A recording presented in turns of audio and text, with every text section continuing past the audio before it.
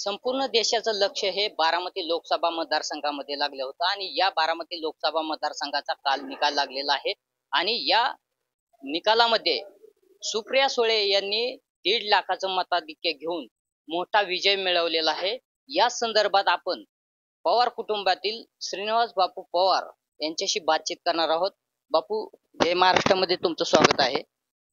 काल निकाल लोकसभेचा लागलेला आहे आणि सुप्रिया सुळे यांनी तब्बल 1.5 लाखापेक्षा जास्त मताधिक्य घेतलेलं आहे आणि विजय मिळवलेला आहे। या तुम्ही बी प्रचारामध्ये मोठ्या संख्येने मोठ्या प्रमाणामध्ये फिरलेला आहात। मतदारांचा कौल कशा पद्धतीने तुम्हाला मिळत होता आणि काय नेमकं या विश्लेषण करा। पहिलं म्हणजे मी तुझा धन्यवाद करतो तुला, कारण तू पहिला पत्रकार आहे की जो अजितदादांचे सख्खे भाऊ असं न म्हणता माझी वैयक्तिक तू ओळख दिली की श्रीनिवास बापू। हे एक मला बरं वाटलं, कारण तुम्ही सगळे माझ्याकडे इंटरव्ह्यूला यायला लागला केवळ दादांचे सख्खे भाऊ, पण आमचं कुटुंब मोठं आहे। मी सुप्रियाचा पण भाऊ आहे, तिचा पण मोठा भाऊ आहे आणि तू तो उल्लेख टाळला त्याचं मला बरं वाटलं। एक दुसरं, आता हे जर राजकारणाचं म्हणशील तर सगळ्यांना माहिती होतं की साहेबांची ही बारामती, साहेबांना तर खात्रीच होती की काय होणार आहे काय नाही, कारण साहेबांना मतदारांची नस समजते। ते एवढे वर्ष राजकारणामध्ये आहेत, हे जुने राजकारणी आहेत आणि ते माणसाच्या चेहऱ्याकडे बघून सांगतात की काय चाललंय, वारं कसं फिरलंय। म्हणजे काल पण साधी गोष्ट, मी दुपारी बसलो होतो, आम्ही दुपारी 1-1:30 वाजता साहेब निकाल बघत होते आणि एक सीट, मी उल्लेख करत नाही, एक सीट पुढं मागं करत होतं, साहेब म्हणले सीट गेलं। म्हणजे मला आश्चर्य वाटले की त्याला अजून 4 तास आहे आणि थोडंसंच पुढं होतं दुसरं, तरी सुद्धा साहेबांनी सांगितलं, आणि दुसरं सीट बरंच मागं होतं ते सुद्धा साहेब म्हणले नाही हे आलेलं आहे। तर ही जी त्यांची जाण आहे हे फार कमी लोकांना आहे। माझं तर म्हणणं, मी तर अशी व्यक्ती बघितलेली नाही ना, अशी व्यक्ती बारामतीमध्ये आहे आणि बारामतीकरांना ते माहिती की साहेबांची किती राजकारणामधली जाण आहे आणि समाज कार्यात त्यांनी बारामतीसाठी काय केले। तर ते ठीक आहे, थोडं मधून अधून लोक विसरून जातात, नवीन वारे निर्माण होतात किंवा भाजपची हवा होती त्याच्यामुळं लोक वेगळं बोलायला लागले होते। पण बारामती हा मतदारसंघ असा आहे की जो हवा कोणाची असो ती त्यांना लागती, पण शरद पवार सोडून नाही लागत, त्यांना शरद पवार हे लागतातच, ते त्यांनी दाखवून दिलं। खरं तर भाजपचे जे मंत्री होते ते चंद्रकांत पाटील या ठिकाणी येऊन म्हटले होते की आम्हाला या ठिकाणी बारामतीमध्ये शरद पवारांचा पराभव करायचा आहे। या वाक्यामुळे खरं तर ही विजय तुमचा सुकर झालाय असं वाटतं। तर तो एक खूप मोठा भाग आहे। विजय तर होणारच होता, पण त्यांनी का ते बोलले, त्यांना पण त्याची जाण असेल एक, किंवा त्यांना ती सवय आहे की कुठेतरी काहीतरी जाऊन बोलून टाकायचं, आणि त्यांनी बरोबर आहे त्याच्यामध्ये ते वाक्य चुकीचं बोलल्यामुळं अजून बारामतीकरांची मतं त्यांनी पक्की केली। बारामती अजित पवारांची की शरद पवारांची, ही खरं तर दोघांची प्रतिष्ठापनाला लागली होती। आताच्या निवडणुकीच्या निकालानंतर खरी बारामती ही शरद पवार साहेबांची असं सिद्ध झालेलं आहे। मात्र अजितदादांनी देखील मोठ्या प्रमाणामध्ये या ठिकाणी विकास कामं केलेली आहेत। याकडे कसं पाहता आणि इथून पुढच्या काळामध्ये अजितदादांनी नेमकं भूमिका काय घेतली पाहिजे असं वाटतं?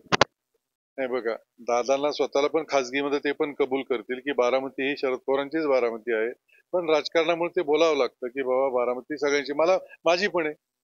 पण जर संपूर्ण भारतात कुठं तुम्ही फिरला आणि तुम्ही पण पत्रकार आहात, कुठल्याही गावाला जा, कुठल्याही ठिकाणी त्यांना विचार, मी बारामतीतून आलो की पहिले ते म्हणणार की पवार साहेब का गाव से आया, त्यांना अभिप्रेत हे शरद पवारच आहे। आणि त्या काळात मीडिया तेवढा सक्षम नव्हता, तरी सुद्धा जुने लोक बारामती, तुम्ही युपीला बिहारला कुठेही गेला तरी बारामतीचं नाव तसंच घेतलं जातं आणि ते दादांना पण माहिती आहे। त्याच्यामुळं आपण बारामती कोणाची हे तुम्हाला माहिती, बारामतीकरांना माहिती, कधीतरी होत राहतं, घरातली व्यक्ती नाराज होतात, ते मतदार हे साहेब घरातले समजतात, त्यातले काही नाराज होतात म्हणून साहेब त्यांच्यावर नाराज होत नाही, ठीक आहे, त्यांना कळेल, परत येतील आपल्याकडं। या बारामती लोकसभा मतदारसंघामध्ये पवार विरुद्ध पवारच सामना झालेला आहे। एकीकडं पवार साहेबांची मुलगी सुप्रिया सुळे, तर दुसरीकडे अजितदादा यांच्या पत्नी सुनेत्रा पवार उमेदवारी निवडणुकीला उभ्या होत्या। दोन्ही पवार कुटुंबातलीच होत्या। एकाचा पराभव झालाय, कसं पाहता येईल? नाही, बरोबर आहे ना, दुर्दैव आहे, त्या शेवटी आमच्या मोठ्या वहिनी आहेत, सुप्रियाच्या पण मोठ्या वहिनी आहेत, तर वाईट तर वाटणारच ना की पण राजकारणात जेव्हा तुम्ही येता तेव्हा इलेक्शन लढता त्याच्यामध्ये सुप्रिया 17 वर्ष इथे खासदार आहे. त्यांनी योग्य काम केलेलं आहे. म्हणजे त्यांनी स्वतःची योग्यता दाखवून दिलेली आहे या लोकसभा मतदारसंघाला. आणि खरं म्हणजे त्याची पावती मतदारांनी दिलेली की आम्हाला तुम्ही खासदार म्हणून मान्य आहे. आणि त्यांना संसद रत्न मिळालेलं आहे आणि बऱ्याच वेळा मिळाले. त्या चांगलं बोलतात. त्यांनी बरेच प्रश्न योग्य प्रकारे, जसं धनगर आरक्षण असेल, मराठा आरक्षण असेल, हे प्रश्न सुप्रियाताईंनी संसदेत लावून धरले होते. त्याच्यावर त्यांनी उत्कृष्ट भाषणं केली, आपलं म्हणणं मांडलं. हे जरी त्या बाकीच्या स्टेजवर सांगत नाही फिरल्या तरी लोकांना माहिती आहे ना, समाजाला माहिती की ह्या त्या कामासाठी भांडत होत्या. किंवा शेतकऱ्यांचा प्रश्न आहे, कांदा असेल, सोयाबीन असेल, त्याच्यामध्ये जे काय सरकारचे चुकीचे निर्णय होत होते त्याच्यावर सुद्धा त्या तिथं भांडत होत्या. आणि हे शेतकरी पण बघत होते.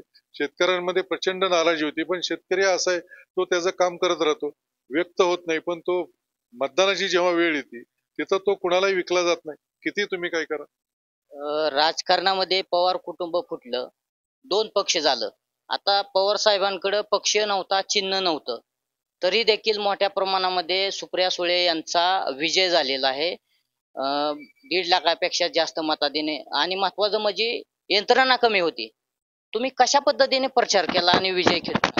नाही, सांगतो काय, उलट हे जे जुने परंपरागत आमचे जे कोण पुढारी होते ते बाजूला गेल्यामुळे एवढे नवीन तरुण पुढे आले.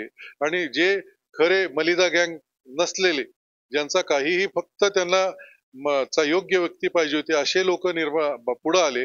आणि आम्हालाच आश्चर्य वाटले की हे एवढे लोक, हजारो लोक होते जे त्यांच्या मागे लपलेले होते. आणि त्यांच्यामध्ये